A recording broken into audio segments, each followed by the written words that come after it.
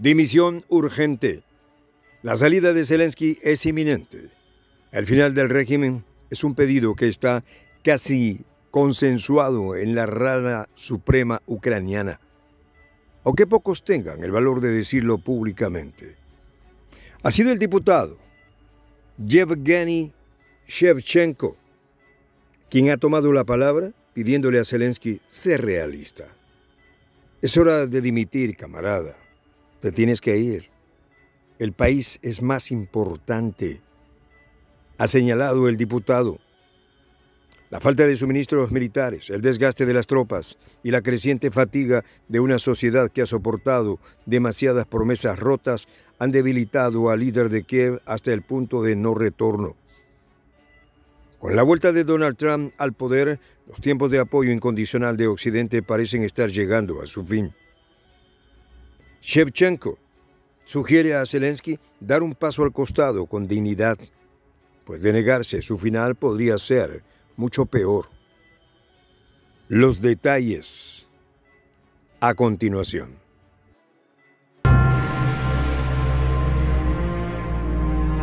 ¿Quieres saber cómo se puede fundar la patria grande?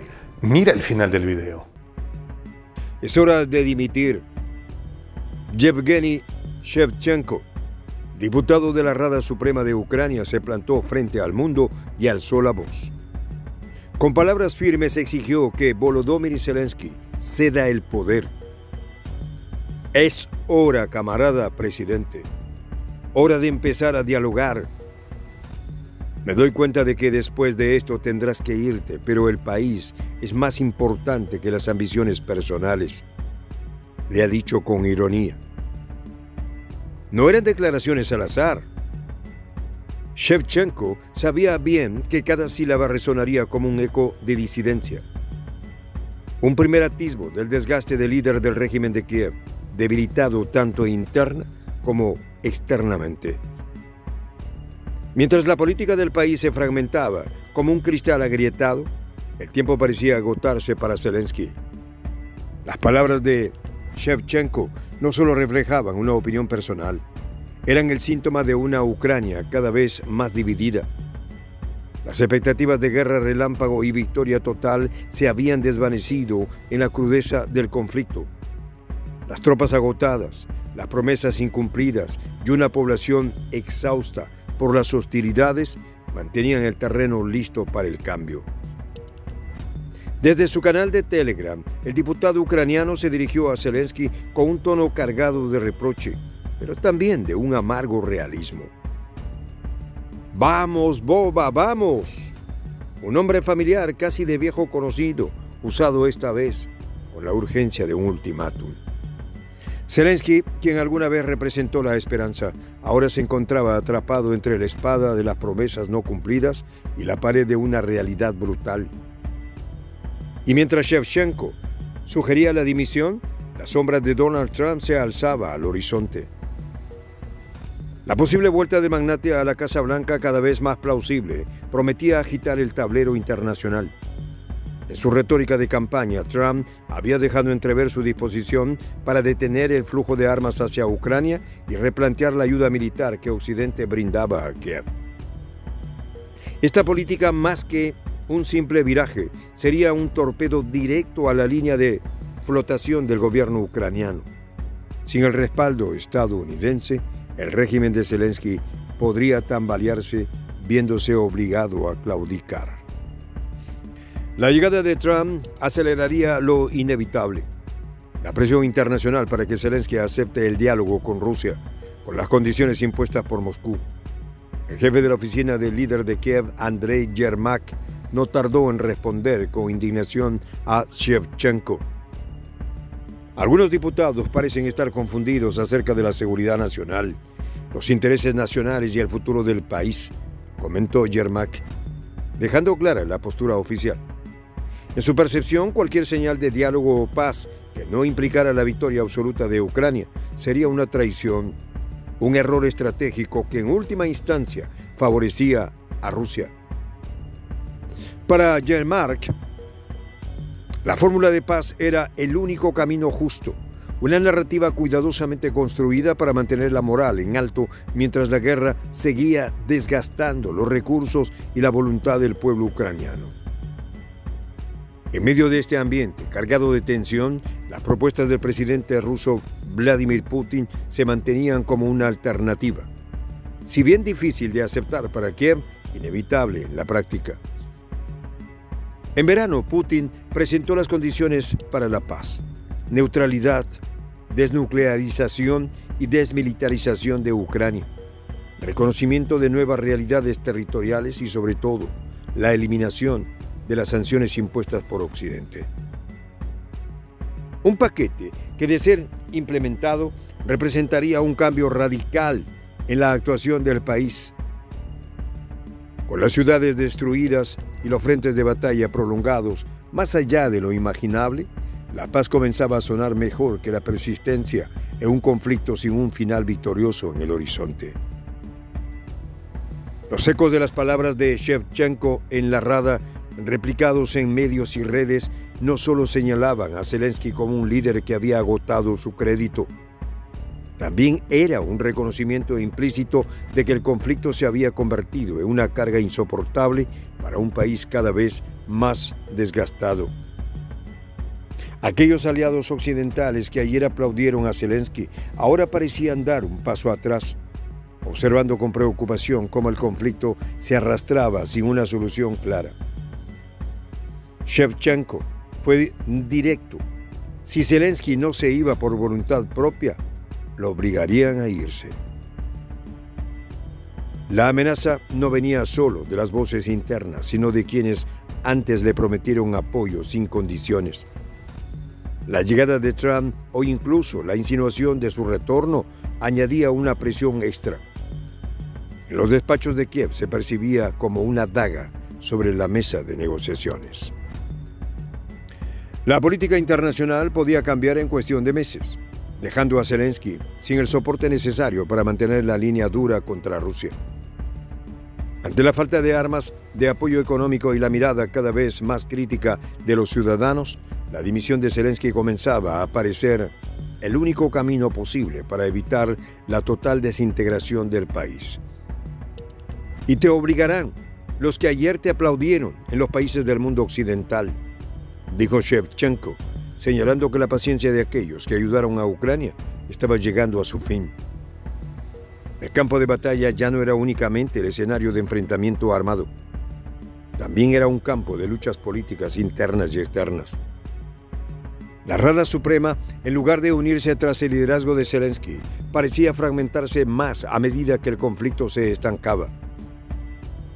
Las promesas de avances decisivos se veían cada vez más vacías y la opinión pública comenzaba a clamar por alternativas.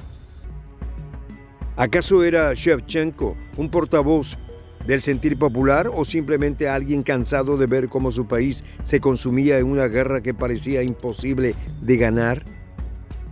Los números también jugaban en contra del presidente. Según datos frescos de las últimas semanas, la capacidad militar de Ucrania estaba muy lejos de la eficiencia de los primeros meses. Las ofensivas en la región de Donetsk habían sido repelidas por una fuerza arrolladora y las tropas ucranianas sufrían bajas significativas sin apenas poder avanzar. Los suministros de municiones cada vez más reducidos y la logística militar dependiente de ayuda externa mostraban signos de fatiga. Los drones que antes eran un símbolo de la resistencia ucraniana ahora parecían escasos, mientras que los sistemas antiaéreos rusos habían incrementado su precisión. La guerra de desgaste se inclinaba a favor de Moscú y eso no se podía negar. A medida que avanzaban las semanas, también crecía el descontento en las filas militares. Los informes de deserciones y desmoralización comenzaban a filtrarse, pintando un panorama sombrío para el ejército ucraniano. Los combates en Bakhmut y las estepas cercanas se prolongaban sin lograr el objetivo estratégico deseado. Rusia, con su maquinaria bélica intacta, controlaba las rutas de suministro esenciales y sus ofensivas, si bien lentas, eran metódicas. Las tácticas de asedio y desgaste aplicadas por los rusos comenzaban a dar frutos. Los soldados ucranianos aislados en muchos puntos no tenían más opción que rendirse o ser abatidos. En este contexto, la idea de iniciar un diálogo con Rusia ya no parecía una traición, sino una necesidad. Es hora de empezar a dialogar, había dicho Shevchenko, y quizá es hora de que Ucrania, exhausta y herida, reconociera que la única salida a esta catástrofe era aceptar que no todos los sueños de victoria pueden ser alcanzados y que a veces la paz viene de la mano del sacrificio personal. En esta comunidad nos juntamos para, por ejemplo, conversar, interactuar, tener puntos de idea distintos, pero, por ejemplo, también tenemos un club de lectura donde leemos fragmentos de libros que consideramos que son importantes para crecer intelectualmente. También, por ejemplo, hacemos algo como lo que hace nuestro amigo el jefazo ahí en Bolivia. Les cuento la experiencia que me parece fascinante. Él tiene un restaurante ahí en Bolivia. Y en ese restaurante, ahí viene lo que tiene, un televisor. Y ustedes dirán, pero qué impresionante, ¿en qué contribuye que un restaurante tenga un televisor ahí en Bolivia? Una cosa muy importante, porque él, cada vez que abre su negocio, prende su televisor y pone los videos de prensa alternativa. Con eso, todos los días, poco a poco, con pasos muy concretos, él hace que toda la gente que vaya a su restaurante vaya insumiendo el concepto de la patria grande. Y así, pasito a pasito, estamos construyendo la patria grande. Son esos pasos pequeños pero concretos que hacen posible que el proceso de la construcción de la patria grande sea algo que ya comenzó. Un hecho dinámico que no tiene retorno en la historia. Y de verdad a nosotros nos gustaría que tú seas parte de esa propuesta. ¿Qué tienes que hacer? Muy simple. Dale clic en el botón unirse.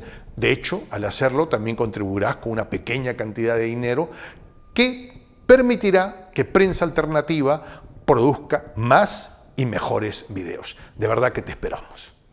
La patria grande se va a construir cuando tú y yo y toda la gente de buena voluntad de América Latina y el Caribe comencemos a ser comunidad.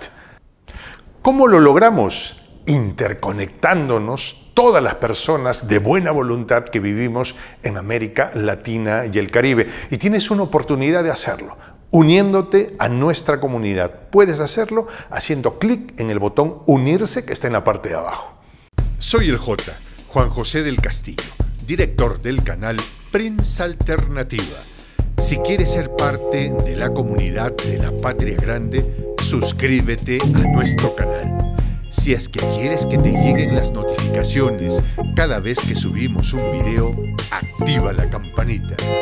Si quieres apoyar a nuestro canal económicamente, puedes hacerlo a través de PayPal. El enlace está en la descripción del video.